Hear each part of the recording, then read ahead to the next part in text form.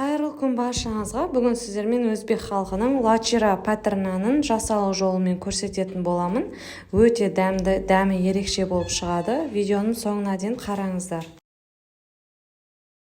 Ең алдымен ыдысымызға сүтімізді құйып, соңынан еріген сары майымызды және тұзымызды, шекерімізді салып, 2 жұмыртқаның сарысын салып, жақсылап араластырып, жұп-жұмсақ қамыр жасайтын боламыз.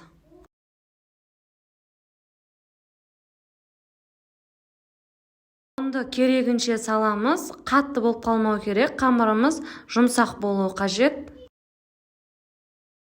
Жұмсақ қамырымызды жасап болғаннан кейін, осындай пакетке салып, 10-15 минутқа бөлме температурасында қалдыратын боламыз.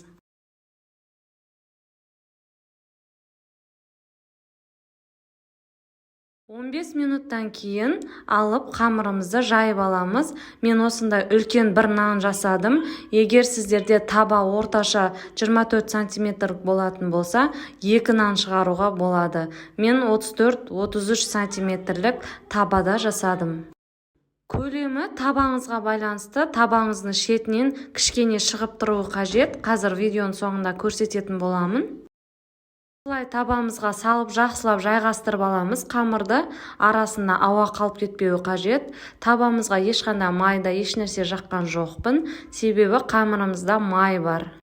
Осылай арасын ашып, артық қамырдың бәрін ішіне осылай жайғастырып, жақсылап кіргізіп аламыз. Себебі қамыр піскен кезде көтеріліп кетпеу үшін. Қолымыздың көмегімен осылай шетіндегі қамырды басып шығатын боламыз. Табамызға қарай артық қамырды, шетіндегі қамырды кесіп алып тастаймыз.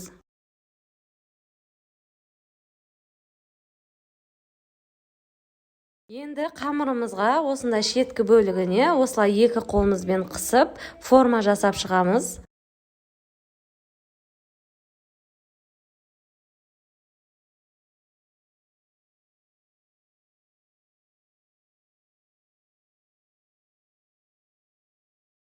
Осылай нанымызды әдемілеп жасап болғаннан кейін, тағы да узор беру үшін қайшы қажет болады. Қайшымен осылай, қайшының ұшымен қамырымызды кесіп шығамыз.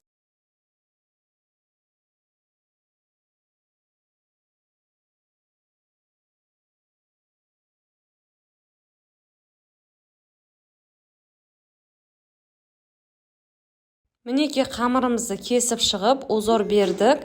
Енді шанышқының көмегімен немесе нан еккіштің көмегімен жақсылап нанымызды осылай тесіп шығамыз. Себебі қазір пеште пісіп жатқан кезде ортасы көтеріліп кетпеу үшін. Осындай әртүрлі печенье жасайтын формалар немесе гүл печенье жасайтын формалармен осылай ортасына осылай сызып шықсаңыздар болады, әдемі көріну үшін. Және бізге бетіне жағуға 1 жұмыртқаның сарысымен 1 ас қасық сүтті жақсылап араластырып, нанның барлық жеріне жағып шығамыз. Біркелкі жақып болғаннан кейін бетіне күнжітті сеуіп, алдын ала 180 градуста қыздыртып, 35 минут немесе 40 минут пісіріп алатын боламыз.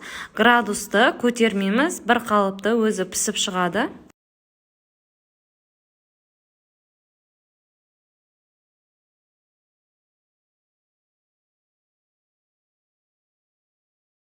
Нанымыз өте дәмді және жұмсақ болып шығады. Осында 2 шеті жұмсақ, ортасы қатырлақ болып шығады. Сарғайып піскен кезде духовкадан алып, суытып формасынан алсаңыздар болады. Астыңғы бөлігі осылай көтеріліп тұрады. Егер де мен видеом сіздерге ұнаған болса, лайк басып, комментарий жазып, каналыма тіркелмеген болсаңыздар, тіркеліп кетіңіздер. Сіздермен болған Нұргүл.